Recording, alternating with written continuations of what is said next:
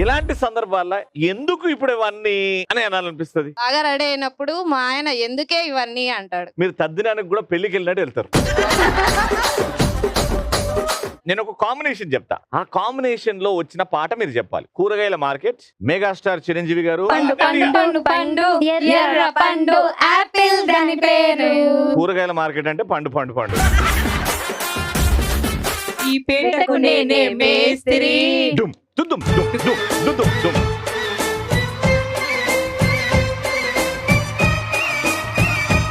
Government office కి pension తీసుకున్నట్టు పోతున్నట్టుంది.